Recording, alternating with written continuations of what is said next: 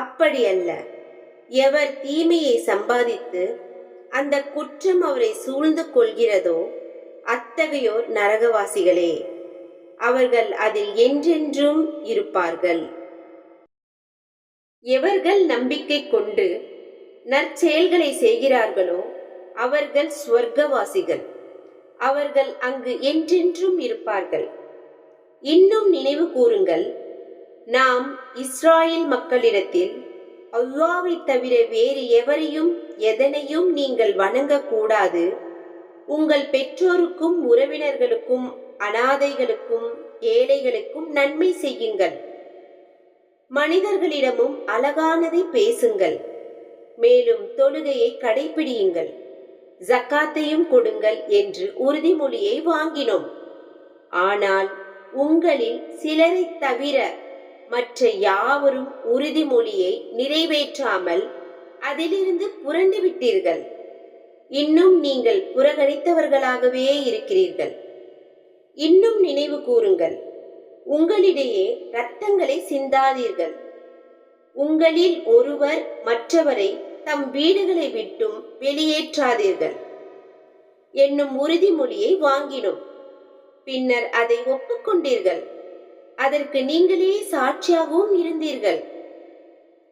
இவ்வாறு உறுதிப்படுத்திய நீங்களே உங்களிடையே கொலை செய்கின்றீர்கள். உங்களிடையே ஒரு சாராரை அவர்களுடைய வீடுகளிலிருந்து வெளியேற்றுகிறீர்கள்.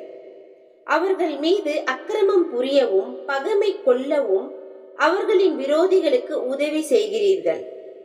அவர்கள் சிறைப்பிடிக்கப்பட்டவர்களாக உங்களிடம் உதவி தேடி வந்தால் அவர்களுக்கு நஷ்டஈடு கொடுத்து அவர்களை விடுவிக்கிறீர்கள்.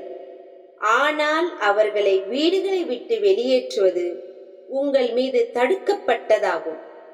அப்படியென்றால் நீங்கள் வேதத்தில் சிலதை நம்பி சிலதை மறுக்கிறீர்களா? எனவே உங்களில் இவ்வகையில் செயல்படுகிறவர்களுக்கு இவ்வுலக வாழ்வில் இழிவை தவிர வேறு கூலி கிடையாது.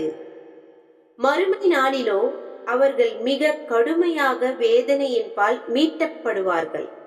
இன்னும் நீங்கள் செய்வதை அல்லாஹ் கவனிக்காமல் இல்லை. மறுமைக்கு பகரமாக இவ்வுலக வாழ்க்கையை விலைக்கு வாங்கி கொண்டவர்கள் இவர்கள்தாம். ஆகவே இவர்களுக்கு ஒரு சிறிதளவும் வேதனை லேசாக்கப்பட மாட்டாது. இவர்கள் உதவியும் செய்யப்பட மாட்டார்கள். மேலும் நாம் மூசாவுக்கு நிச்சயமாக வேதத்தை கொடுத்தோம். அவருக்கு பின் தொடர்ச்சியாக தூதர்களை நாம் அனுப்பினோம். இன்னும் மரியமின் குமாரர் ஈசாவுக்கு தெளிவான அத்தாட்சிகளை கொடுத்து ரூஹுல் குதுஸ் என்னும் தூய ஆத்மாவான ஜிப்ரீல் மூலம் அவரை நாம் பலப்படுத்தினோம். உங்கள் மனம் விரும்பாததை நம் தூதர் உங்களிடம் கொண்டு வந்த போதெல்லாம் நீங்கள் கர்வம் கொள்ளவில்லையா? சிலரை நீங்கள் பொய்ப்பித்தீர்கள், சிலரை கொன்றீர்கள். இன்னும் அவர்கள் யூதர்கள், எங்களுடைய இதயங்கள் திரையிடப்பட்டுள்ளன என்று கூறுகிறார்கள். ஆனால் அவர்களுடைய நிராகரிப்பின் காரணத்தால் அல்லாஹ் அவர்களை சபித்து விட்டான். ஆகவே அவர்கள் சொற்பமாகவே நம்பிக்கை கொள்வார்கள். அவர்களிடம் இருக்கக்கூடிய வேதத்தை மெய்ப்படுத்தக்கூடிய குர்ஆன் என்னும் இந்த வேதம் அவர்களிடம் வந்தது.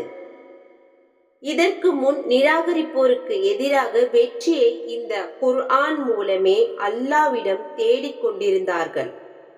இவ்வாறு முன்பே அவர்கள் அறிந்து வைத்திருந்த வேதமானது அவர்களிடம் வந்தபோது அதை நிராகரித்து விட்டனர்.